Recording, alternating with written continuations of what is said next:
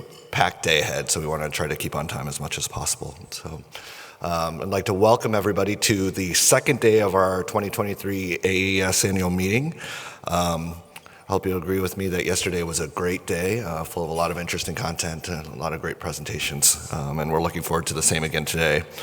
We're starting our morning off with a bang. We have a breakfast session sponsored by the Clinical Practice Committee discussing challenging endocrine cases.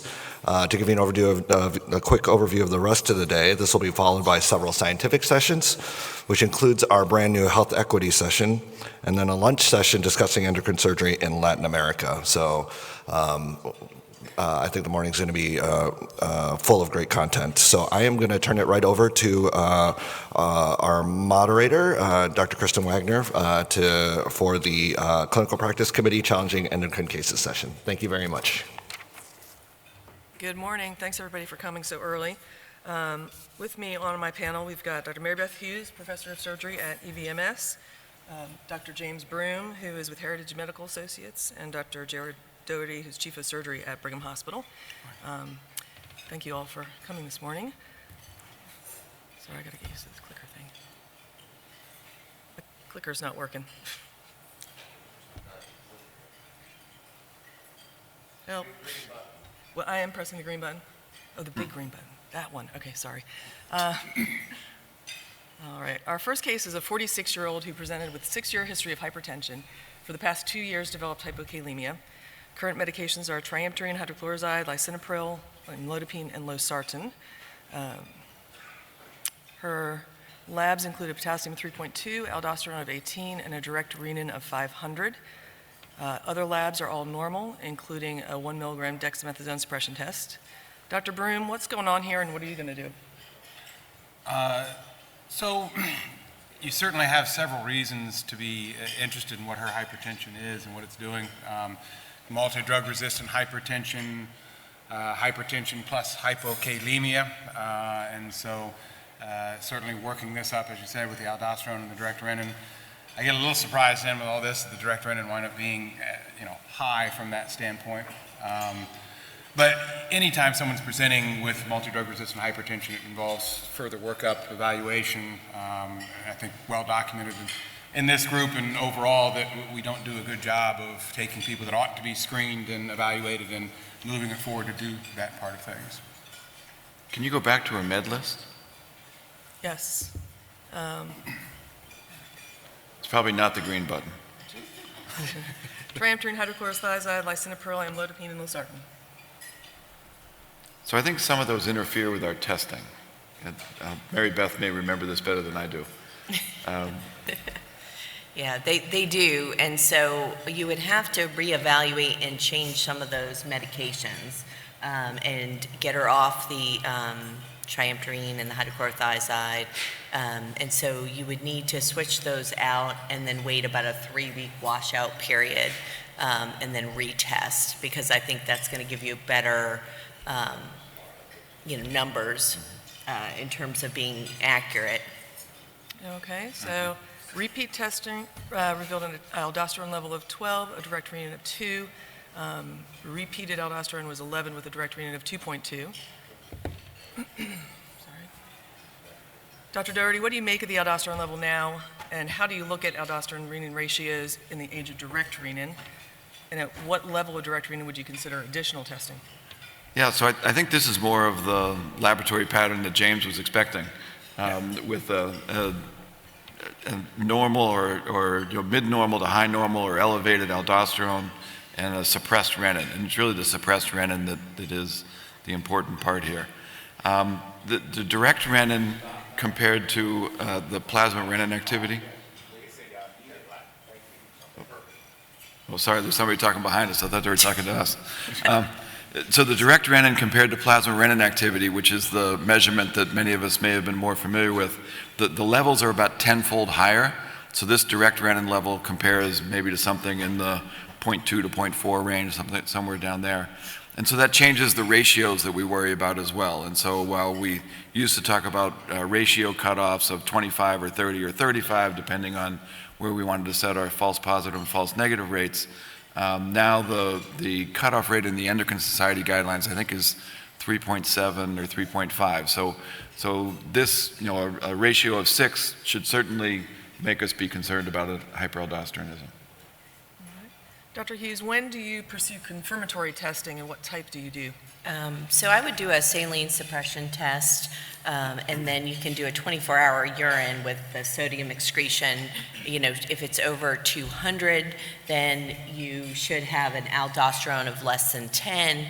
Certainly if the aldosterone's up around 12, that would be confirmatory. Those are the kind of two things I would do. Dr. Broome, what's the next step? I am a product of Michigan, and so, in these sorts of situations, if you have confirmatory testing that you're going to do, whether it's a saline salt loading or several days of oral salt loading, confirming it, then I am a fan of undergoing cross-sectional imaging followed by adrenal venous sampling. So, CT abdomen was performed, showed a 1.4 centimeter right adrenal mass. Dr. Doherty, what cases can you forego adrenal vein sampling? Yeah, so I think the important thing on these imaging tests is always the other adrenal, at least the most informative thing. If there's a lump on one side, and this looks like a typical lump that could be an aldosterone-producing adenoma, the real key for me is studying the other side very carefully. Is there any abnormality over there, or is it a totally normal, small-looking adrenal? I think if there's any abnormality on the other side, then I think we should do a SVS because we can get fooled, and we don't want to take out the wrong adrenal, for example, or take out one adrenal in bilateral disease. If the contralateral adrenal is totally normal, small, nothing suspicious at all, then I think age comes into play. So, the older we are, the more likely we are to have sort of random lumps in places, including the adrenals. And so the more likely we are to have sort of a false positive adenoma that is misleading in patients. That where we put that cutoff, I think people have used different numbers, 35, 40, 45, somewhere in that age range. If somebody's 70, or 60 maybe, I would always do the SVS. If somebody's 25, I'd be much less likely to recommend it. Okay, if the SVS or AVS is inadequate, are there other reliable options for localization? And that's to Dr. Doherty. Yeah, so I don't know about other reliable options. There are some. So we used to do a nuclear medicine test called the iodocholesterol scan, which was terrible, and it took like multiple days and then didn't show you anything. So I wouldn't call that one a reliable option. There are some newer nuclear medicine tests. There's a C11. It's a C11 PET, but what's the agent? It's C11 choline. Somebody will shout it out. It's metyrosine, not metyrosine. It's metomidate. Thank you. C11 metomidate scan that there's some experience with now. C11 metomidate PET scan gives you pretty good resolution. There's some small series that show that the metomidate binds to adrenal cortex. But it seems to bind to adrenal-producing adenoma tissue greater than everything else, and so the sort of hottest PET SUVs are in adrenal-producing adenomas. So some people have used that. I haven't used it at all, but that could be an option, I suppose, if you really got stuck. So in this patient, they proceed with selective venous sampling, and the afternoon of the procedure, the patient then presents back to the ER with flank pressure. Vitals were stable and a CT abdomen was performed.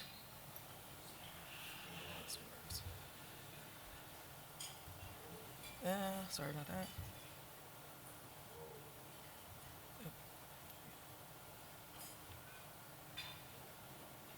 So Dr. Hughes, what do you see and how do you manage this? In the location of the adrenal gland now looks like, best I can tell on the images, probably a hematoma, which can happen as a result of the venous sampling. with the radiology arrows. But I would say, for these patients, obviously, you would have to make sure that that doesn't become much larger. You would have to do some serial H&Hs and just symptomatically follow them for a little bit to make sure that that does not become a bigger problem, but often are self-limited. But So Dr. Doherty, what if the imaging shows this and,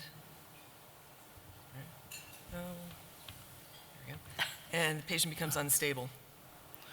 So now it looks like you have a bigger hematoma. I actually haven't, I haven't seen a hematoma that big after SVS, but I'm sure it can happen. I think now you manage this like a retroperitoneal bleed. So the patient needs to be resuscitated, put in whatever setting. You can monitor them appropriately, get them blood if they need it, fluids if they need it, make sure they aren't getting sick. Our CT scans now, I don't see any blush there, but you would want to make sure with your radiologist you had appropriate contrast load to show something bleeding if there was an arterial bleeder that might be able to be embolized. Usually these will stop though if you can just support the patient. All right, so getting back to this patient, after recovering from her bleed, which was able to be treated conservatively, results came back from the adrenal vein sampling. The localization indicated that the site of excess aldosterone production is the right side, the same as the recent hematoma. Dr. Broome, how would you proceed? Well, so you now have someone who's bled into this large hematoma, and it's possible that your diagnostic test winds up being therapeutic in the sense that you have now taken care of the aldosterone-producing adenoma. And so for a variety of reasons, I think you really want to wait and basically restart this clock and work this patient up again. And so time frame, we can always argue how many weeks before you go back to do things, but I would certainly say several months, at least 3 months up to 6 months. And then go back and repeat the initial testing, aldosterone renin levels. You're not going to probably need to undergo any more selective venous sampling. But I would also cross-sectional imaging again at that time. So if you have now confirmatory testing saying we still are dealing with primary hyperaldosteronism, I would scan again to get a look at what has changed anatomically, how much resolution of the hematoma there is, and how that's changed potentially your surgical approach. But ultimately, you need to basically restart this workup again minus selective venous sampling. So Dr. Doherty, what if your hematoma was contralateral to the adrenal vein sampling localization, so on the left side? Yeah, then you've got bad luck. So I think to James' point, it could be that the selective venous sampling in the hematoma it could damage the contralateral adrenal. And so presuming that this patient has hyperaldosteronism and that we're going to do something on that affected side, I would probably try and do a partial adrenalectomy if that was at all possible. This would be one of the situations where I would sort of do extra effort to preserve some adrenal cortex on the affected side. I think it's an effective treatment for the adrenal-producing adenoma, and you would avoid the possibility of taking out the last bit of functional adrenal cortex. I can't think of another way to confirm continued function.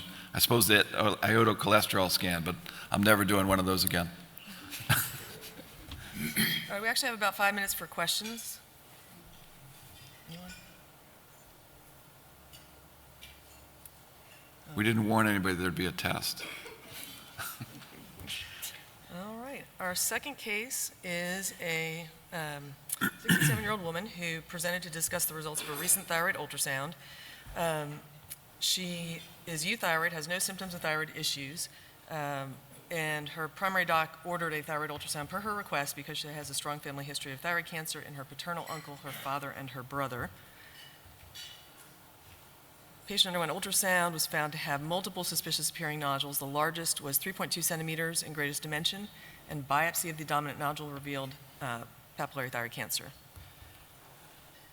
She underwent a surgeon-performed ultrasound, which revealed small but abnormal appearing lymph nodes in her left lateral neck. Dr. Broome, how do you proceed and evaluate the lateral neck in this patient?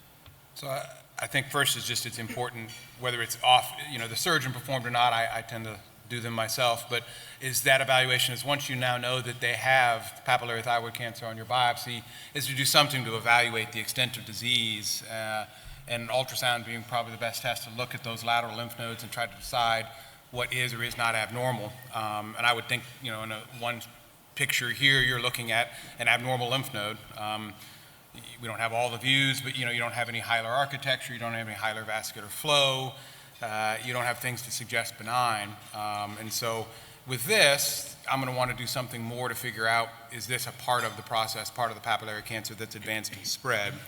And so then you're doing typically ultrasound-guided FNA biopsies, and part of that goes into cytology, and then I, in this setting, would send off for thyroglobulin washings.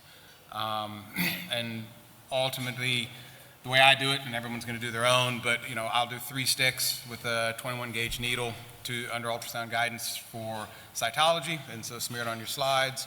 And then I'll do a dedicated pass that I then rinse in a cc of saline, place it into the tube, and send it off for thyroglobulin testing. And that tends to be a little, I would encourage you to discuss with your lab. So it depends on which lab I send it to what tube they want it in, and that changes periodically. And so I think it's an invaluable tool. I've had people on both sides where thyroglobulin washing was positive, the thyroglobulin levels are exceptionally high, and the cytology is negative, and vice versa. And so I personally take either one of those things being positive as a positive indication that the lymph node is involved. But I do believe that thyroglobulin adds a fair amount to the diagnostic capability of that. But in doing so, it's relatively straightforward. A cc of saline into the syringe, you rinse it into the tube that the lab has told you to put in, and as many things, communication is key. Letting the lab know, because you send down a thyroglobulin result that's in saline, and your lab tech's going to look at you like, well, that's not blood, so I don't know what you want me to do with it. And so having that discussion ahead of time, it's a whole lot easier for the lab to handle it, and you're much less likely to have some sort of conundrum that comes from the miscommunication of things.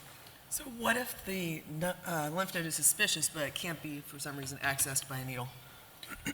I don't know why you couldn't access it by a needle. If it's most things in the neck, if you can see it with the ultrasound, you just need to work with your needle to get there. They make longer needles. They make all sorts of things. But let's presume for whatever reason this isn't accessible, or maybe the patient had such a horrible experience with the initial FNA that you're not getting a chance to stick them with the needle again.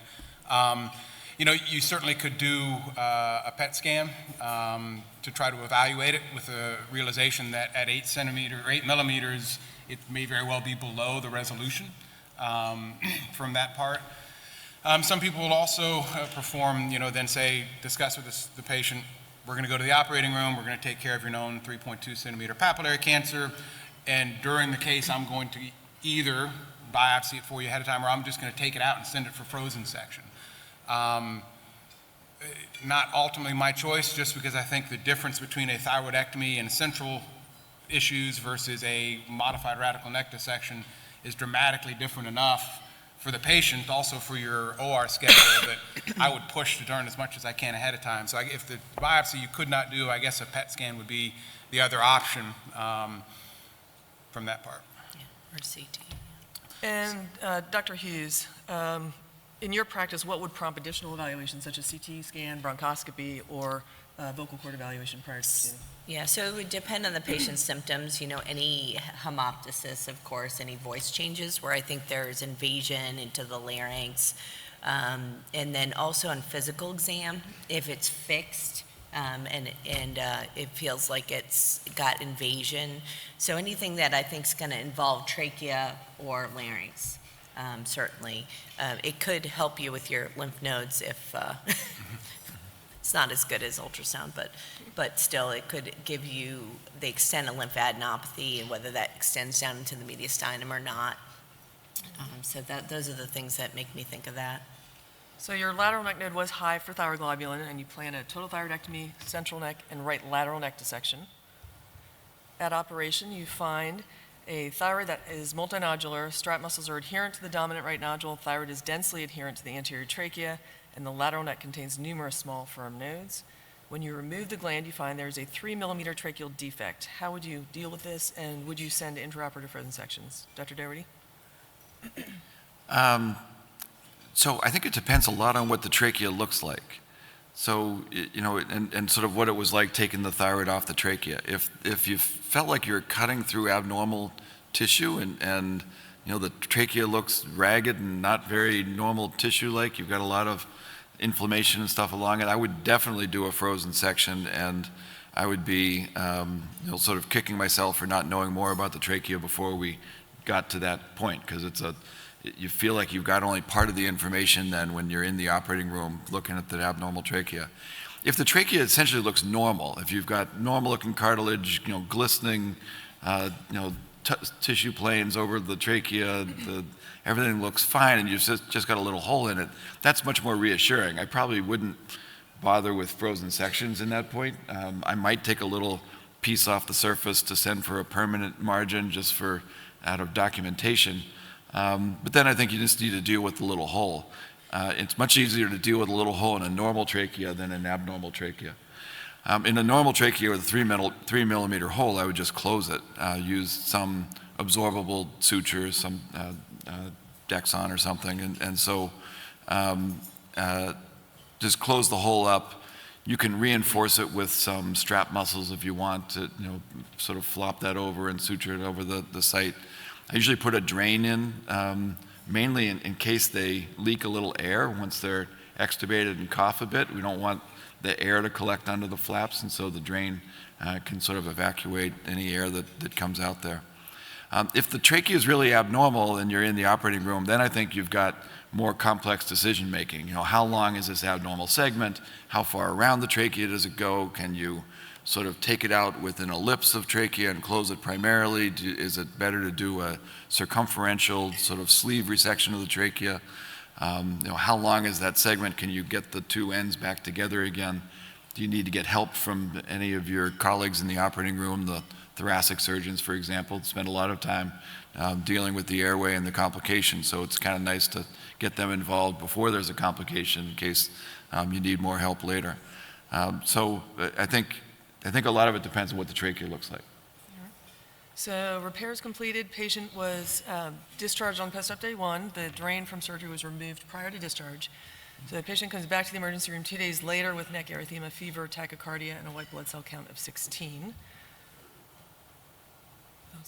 CT scan of the neck shows, small bubbles of air surrounding the trachea and soft tissue stranding. Dr. Broome, how do you proceed from here?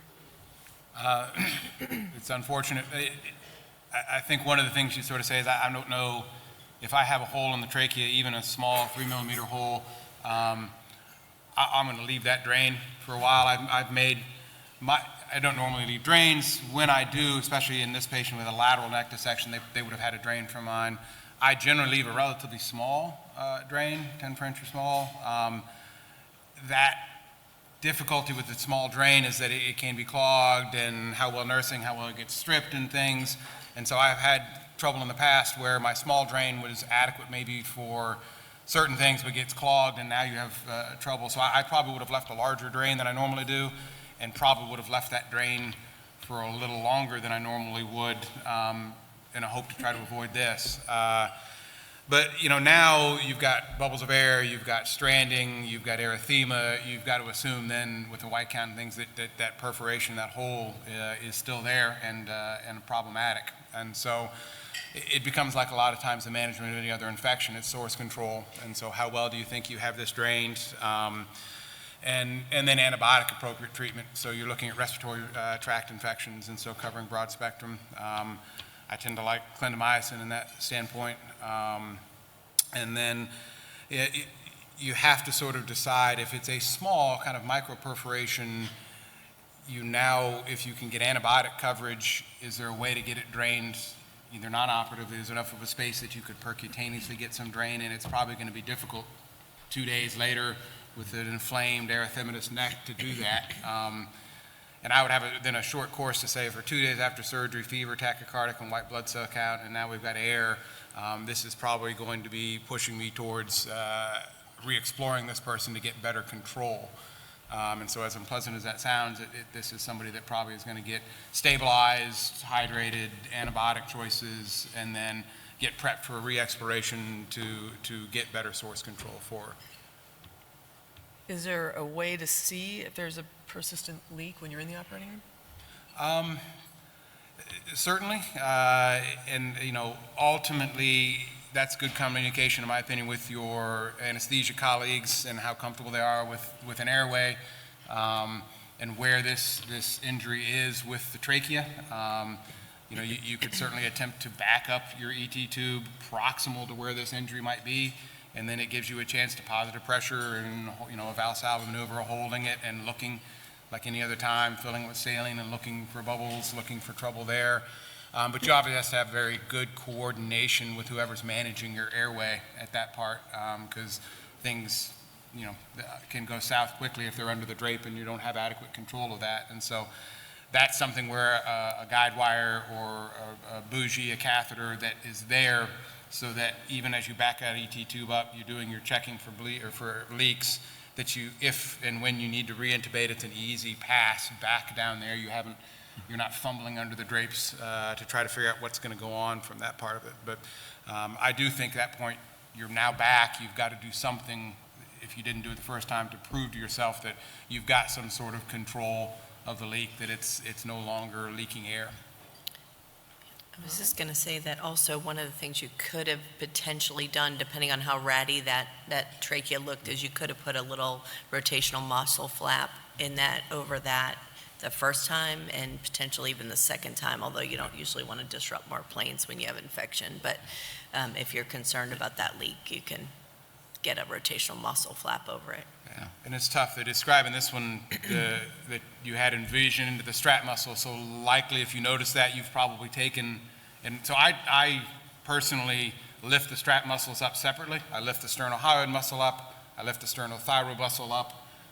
In my mind, and especially in this case, is because if the sternohyoid mobilizes and your sternothyroid is stuck, I can sacrifice that and I still have my sternohyoid strap muscle to do something with. Generally then the sternohyoid or sternothyroid would have been the one that I would pull over to cover some esophageal or tracheal or injury or hole. It's a little harder now if you've already sacrificed it at the initial operation. What muscle flap am I looking for? And then, omohyoid can be sacrificed with little functional issue from that part, and swing that over. You can kind of shave a bit of sternocleidomastoid muscle to bring that over. There are other options from that part of it, but I think that initial 3 millimeter perforation for me would have had something pulled over it, and then you have your absorbable monofilament suture to try to tack whatever it is with your strap down muscle down over the top of that initial injury, and then a large drain that gets left longer than you might normally. But that's at the initial operation. Correct, yeah. Would you try and close this at a second operation? Or so I can say I wouldn't. I think we closed it at the first operation and it failed. Once it's failed, we know trachs heal, right? You pull a trach out, the track heals pretty quickly. I would just, if I needed to open this up, I would open it up. I would make sure that things were sort of debrided and cleaned out, and then I would pack it open and let it heal from the inside out. Make sure they're extubated so you don't have positive pressure behind this, but they usually will heal pretty quickly. Unfortunately, I can say I've seen this problem, so I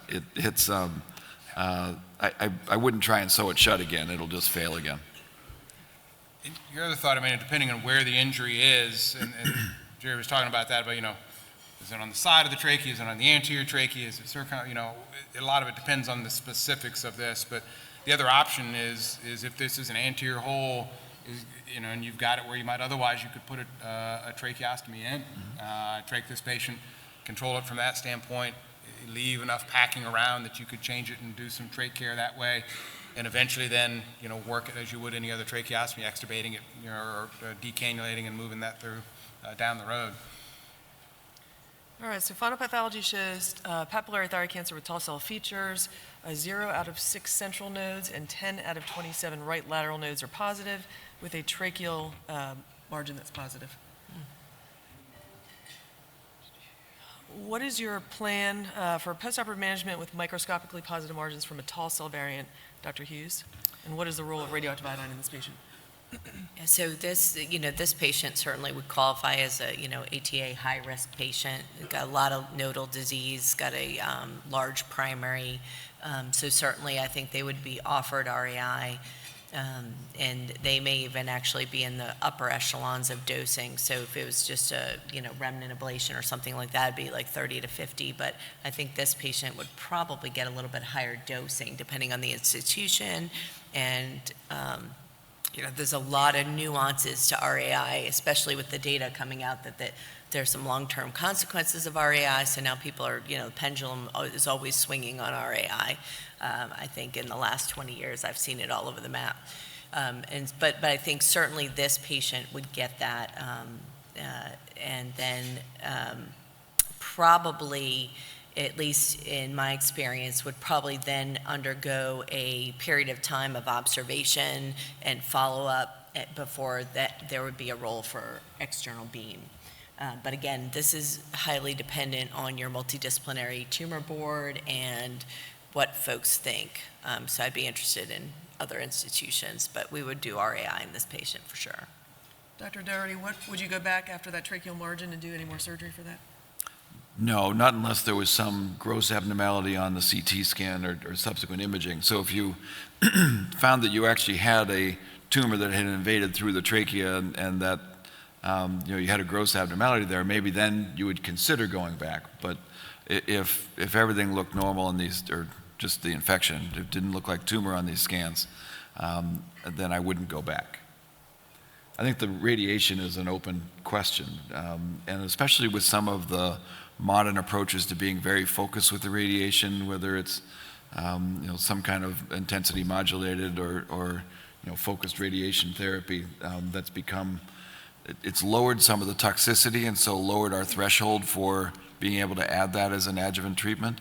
I would say the thing we talk about in tumor board a lot with this situation is, if we do radiation now, it probably makes subsequent operation either really hard or impossible. And so if we think that there would be a pathway to waiting to see whether they recur or not, and then if they recur, doing resection and radiation at that point, we might hold off at this time. Any audience questions at this time?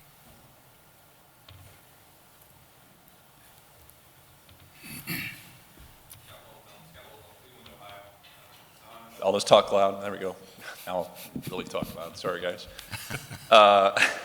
So 2 questions to the panel. So one in regards to the complication of the leak and then the postoperative abscess. Number 1, just panel's general feeling on antibiotics if you're doing a lateral neck dissection, if you're leaving a drain, or if you make a tracheal perforation here. Obviously, James likes clindamycin, but I'm also curious, would everyone just automatically put these people on antibiotics, and how long? Would you have sent that patient home on postoperative oral antibiotics, number 1?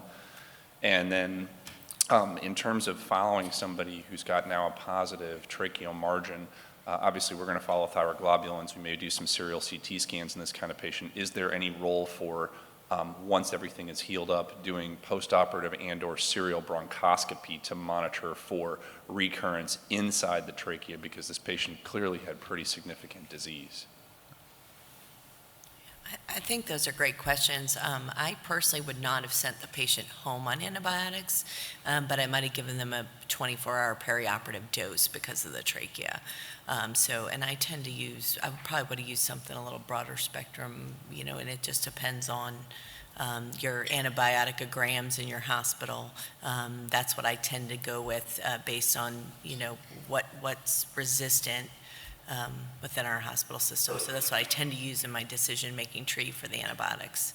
But I would not have sent them home on it. And the second question? Serial bronchoscopy. Yeah. Oh, I probably would not. I probably would just rely on my ultrasounds and my CTs and symptoms. But it's not a bad idea, but I think it's probably super costly and low yield after you've treated them with RAI. All right, back microphone. Mahsa Javid, University of Louisville. Good morning. What is your cutoff for your thyroglobulin washout, and how often do you see a false positive? Let's say you had a bit of blood in that tissue. there's not going to be a set exact number. I tend to like to compare a serum thyroglobulin versus what your washout's going to be on the rinsing. And so I don't normally check a lot of it ahead of time, but if you're working up a lymph node that way, it's generally not going to be subtle. And so it's usually, in my experience, over 100. But you'll see thousands, you'll have it off the chart, above detectable. It's not generally subtle. And so if you have a serum thyroglobulin that's 20, 30, 40, and you've got a washout level that's 50, 60, 70, I don't know that I would consider that positive. But I also don't have like a specific, it's 75 and above, I'm going to call positive, and below that, I'm going to leave it alone. Back microphone on the left. Yeah, Courtney Lee, University of Kentucky. On the case with the hole in the trachea or invasion of the trachea, what would make you, at the time of the initial surgery, consider a segmental tracheal resection? That didn't come up, so I'm just curious. Yeah, so we're dealing with imperfect information, right? If we're finding out about this only in the operating room, and so I probably spent 5 minutes kicking myself that we didn't recognize something on the ultrasound and get a CT so we had more information. Because I agree with Marybeth, the CT can be helpful not in every patient with thyroid cancer, but in people who have bulky adenopathy or abnormalities at the sort of tumor trachea junction, if you think something's funky there on the ultrasound, or fixed tumor, all those kind of more unusual situations. Once I got over my regret that I hadn't gotten better imaging, I think you have to do your best to assess the trachea in the operating room. And so if it looks totally normal, it probably is. And then I think you just sort of move on with things. If it really looks ratty and edematous and the planes have been obliterated and you had to really cut the tumor away and stuff, then if the segment is short, I think a short sleeve resection is actually a very uncomplicated operation. And so I think that's, and the best time to do that is while you're there with the first operation, not to delay that to another one. So, but I would do everything I could to avoid being in that intraoperative situation, because the patient, you haven't prepped the patient to expect it. You haven't, it makes things, potentially more complicated. You've brought more long-term issues into play. On the other hand, it's the tumor that's dictating it to you, so you have to do your best. Any role for intraoperative bronchoscopy at the first operation when you have that tracheal injury? Yeah, I'd say so. Like with most things in the operating room, if you find yourself in one of these weird situations, I find it helpful to phone a friend, and to get, in my case, Nancy Cho or Matt Nays or Jason Liu or somebody in to sort of help think through the problem, and then to get sort of other people who operate in the same area in to think through the problem. So one of our thoracic surgeons, for example, where they do a lot of tracheal work. And that would be our sort of easy way to get to the bronchoscopy as well, because while we do laryngoscopy in the office, we don't do bronchoscopy in the operating room very often, but the thoracic surgeons do it like 10 times a day. So, getting, sort of bringing the full capabilities of the organization around the patient at that point, I think is appropriate, because now you're in an uncharted territory. Take one last quick question in the back. Thanks. Just thank you very much for this great panel. Jacob Wallen from Rochester.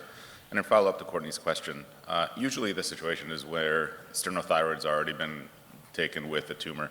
So James, you mentioned very casually just swinging over a piece of sternocleidomastoid, but you're looking at this patient who you know is going to swallow at least one time.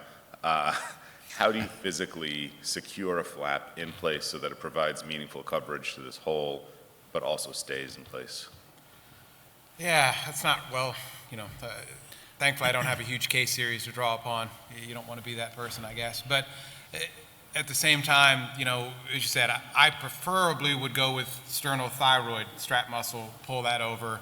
If not, my next one probably would be omohyoid. You've already done this lateral neck dissection. You may, depending on what was going on, at least in my course, I would have hopefully known about the tracheal deal before this lateral process happened. And in there, normally I would sacrifice the omohyoid in the act of doing my modified radical neck dissection. And And so if I now know that I'm dealing with tracheal perforation, I would probably do my best to save some portion of that omohyoid that I would have otherwise scrapped as my next muscular flap to do. Barring that, then yeah, I casually talked about shaving some sternocleidomastoid muscle, but I think you don't want to lose it all for the functional capacity of it, but I think you can detach the clavicular head and strip it up. Sternal head. Sorry, yeah, the sternal head. Strip it up a little bit from that sternal head. Good at hemostasis when you're dealing with the muscle that way. It's going to bleed a little on you. Tacking it down, the things I think of, you want absorbable suture, and I will usually use a small, like 4.0 PDS, knots on your outside, that kind of thing. You're not looking for completely closing it down and sealing it, but I'll probably tack it in 2 to 3, usually 3 places, sort of, a 2, 10, and a 6 on your clock kind of manner to hold it in place from that standpoint, and giving it enough leeway that as they're turning their head and moving around, that hopefully you're not just going to avulse that muscular flap that you put down there at that initial time. Yeah, and PDS is great stitch because the tensile strength 6 to 8 weeks as opposed to like a Vicryl or something like that that's much shorter, so that tends to work well. All right, we're going to move on to our third case. So at night when you are in general surgery ER call, you're called to the emergency room to see a 55-year-old woman who presented with 4 days of nausea, bilious vomiting, obstipation. On exam, she's peritonitic and has no history of abdominal surgery. Her labs show white blood cell count of 15, creatinine of 2, and lactic acid level of 7. And abdominal series shows a small bowel obstruction. Dr. Broome, what are your thoughts and next steps? Oh, this is where I'm glad I have an endocrine-only practice. So that may not be the answer you're looking for. So, you've got an acute small bowel obstruction based on what you're presenting with the white blood cell count and now this CT picture, the peritonitis.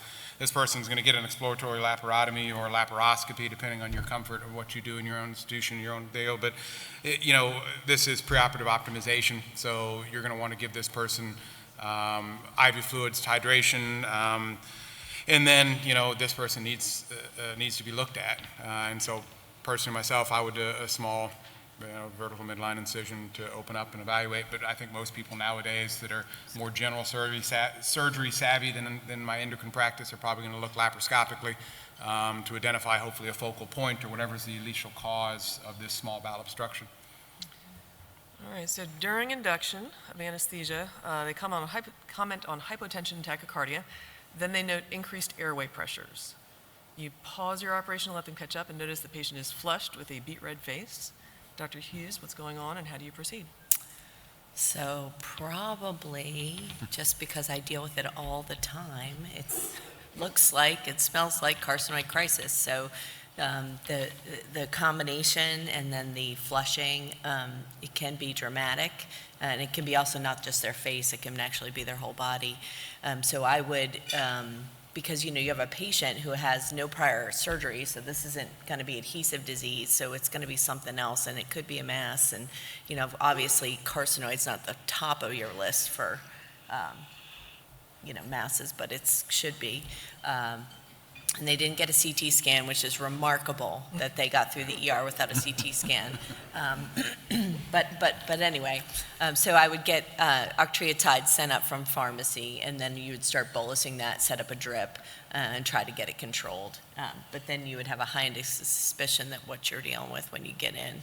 And so you can either do laparoscopy. I would probably throw a laparoscope in and identify, look around, gives you a good evaluation of the entire abdomen. It would allow you to look at the liver, the gallbladder, everything. But sometimes they're so distended you can't really insufflate them very much, so it just depends what you're going to be doing. Exactly, depends on the patient. We would NG tubes to hope to get some decompression. But certainly octreotide would be 1, 2, 3 on my list to get for anesthesia. So in the operating room, you find dusky small bowel with clear transition point. There's a mass as a leading point at measuring 2 centimeters involving the distal small bowel. There are a number of mildly enlarged lymph nodes present adjacent to the mass. There's also some small abnormalities on the surface of the liver. Dr. Doherty, what's your approach? So now it looks like we've got a source for the small bowel obstruction, and it looks like it's probably a tumor we have suspicion that this is a carcinoid tumor, some neuroendocrine tumor causing the carcinoid crisis. It's a remarkable coincidence that this happened when the endocrine surgery service was on general surgery call. So I think you've got a couple of judgments to make here. One is you'd like to be able to document what the extent of the disease is, so being able to do some biopsies of the liver to figure out how to resolve the small bowel obstruction with a small bowel resection and maybe a biopsy of a lymph node along with that, or a resection of a lymph node along with the small bowel resection, would be kind of the minimum that you would want to do to resolve the problem you came for and document the disease that you found.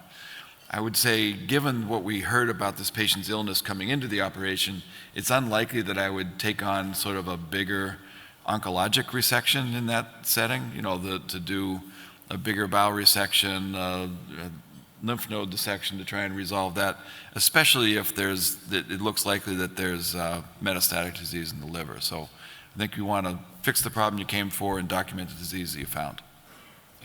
So final pathology does reveal metastatic carcinoid. Dr. Doherty, once the patient is recovered from the acute surgical phase, what workup would you need to do in terms of labs and imaging? Sorry.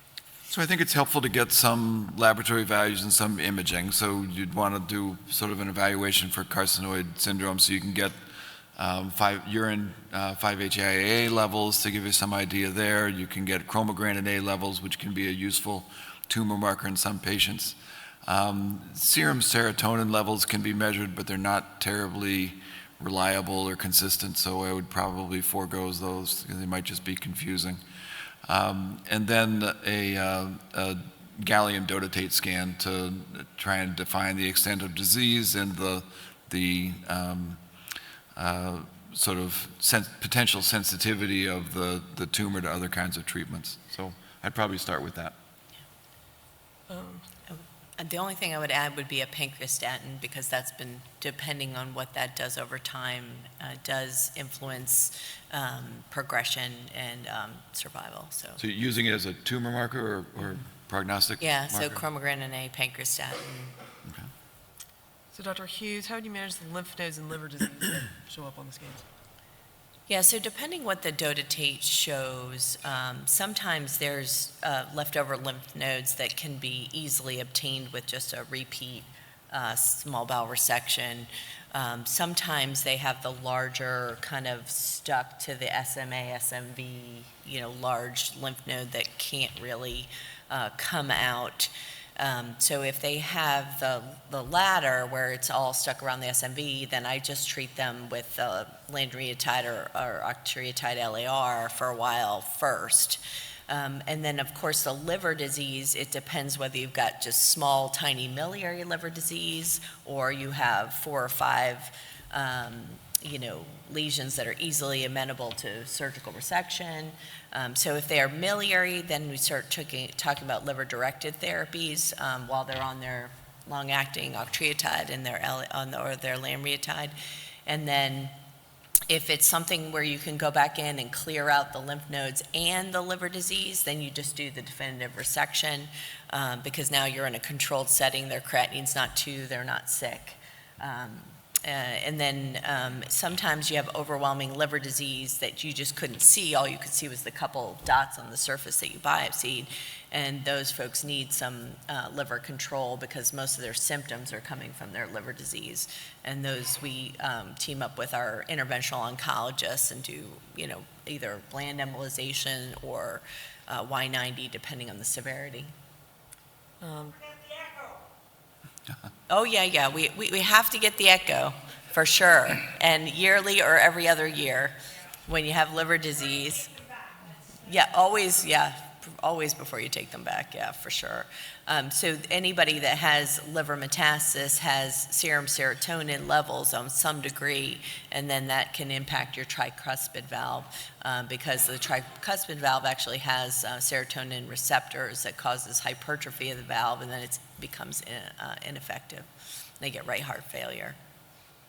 It depends on the disease length that they've had. Because this person obviously had no idea they had this until they were obstructed, so could have been going on for a long time.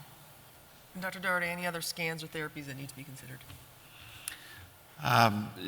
We talked about the gallium dotatate scan. You can also do a yttrium dotatate treatment, but again, I wish they worked better. I think we're still waiting for a really effective systemic therapy, I would say, in this setting, or consistently effective. Yeah, I would agree with that. I think the hard part is the objective response rate with the PRT is not very high, but if you look at the NETR and the long-term NETR studies, there is survival advantage to those patients. So even though it seems we treat it as a static treatment, I think that we have to probably look at the data a little more carefully and probably use it a little more liberally because it looks like it does have a survival advantage. Or we're really good at selecting who to treat. All right, we do have about 5 minutes for questions, if anybody has any.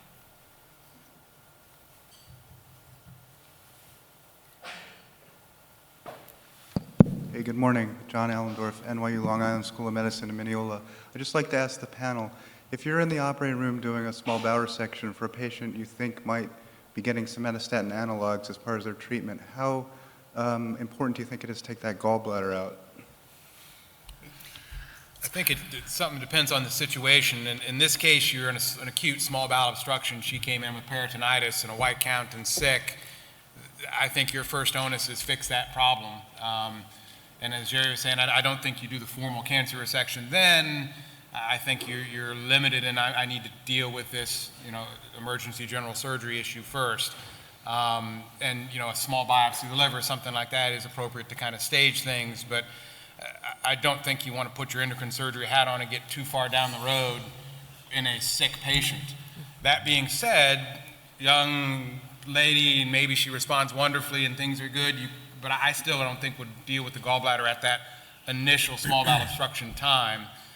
As Marybeth was saying then, but you're staging it, you're looking on further scans at that reoperation with the small bowel obstruction, or to resect maybe more small bowel or treat the liver disease, then yeah, I think you need to consider the cholecystectomy to manage potential future complications related to your somatostatin therapies.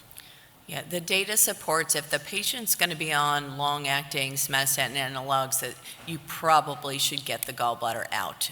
They're going to have a much higher than the general population incidence of developing both stones and cholecystitis. So if you're going back for any reason, then absolutely. I think in the acute setting, you're right. You just got to get the patient well and out of the OR. So in these OR situations, we all have these voices that play in our head, the things that we learned in residency. And Larry Way, who was one of our teachers at UCSF, used to always say, don't tidy up the abdomen. Don't take out the appendix, don't take out the gallbladder, don't do all this extra stuff. And so that's what would have been playing in my head in the acute operation. It's your voice in my head if that disturbs you at all. Time for one more question. Hi, good morning. Naris Nilabo, NIH. Could you comment on the use of octreotide and perioperative carcinoid crisis? A lot of good papers come from Rodney Pamir's group and presented this meeting several years ago, and I'm sold on it. And at our institution, octreotide, I treat my anesthesiologist and IR people more than the patient. So we haven't really seen the difference whether we use it or not in terms of carcinoid crisis. And it's a very good paper from this group, actually. Thank you. Yeah, I think the data is very good we have no great way to prevent it, despite many good manuscripts trying. But we do also know that there's very little downsides to using it in the operating room. So there's really no associated morbidity, and that's the best we've got. But I think you're right. Unfortunately, we don't have a great way to prevent. Thank you all for your attention.